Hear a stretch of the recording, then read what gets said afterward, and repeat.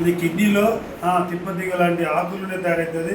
ఇది కిడ్నీలో రాళ్ళు కరగడానికి వచ్చిన రాళ్ళు కరిగిపోతాయి. 4 రకాల రాళ్ళు తయారవుతాయి. అవి కరిగిపోవడమే కాదు, మళ్ళీ రాకుండా ఉండడానికి కూడా ప్రివెన్షన్గా వాడచ్చు. కిడ్నీని అద్భుతంగా ఇది క్లీన్ చేస్తుంది. సో రక్తాన్ని శుద్ధి చేస్తుంది. కిడ్నీ అద్భుతంగా పనిచేసే విధంగా ఈ కిడ్నీ హెల్త్ పనిచేస్తుంది అంటూ వాళ్ళ ముందే ఇది ఇలా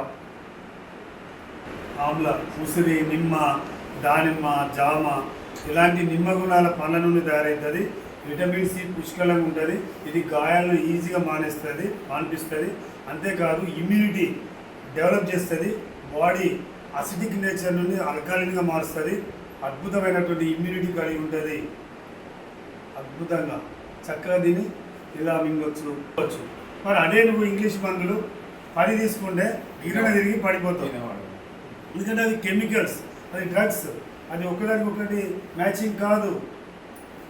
రియాక్షన్ స్టార్ట్ కావచ్చు, కానీ ఇక్కడ నో రియాక్షన్. ఈ పండ్లు, పువ్వులు, కాయలు, ఆకులు, గింజల నుండి తయారవుతాయి.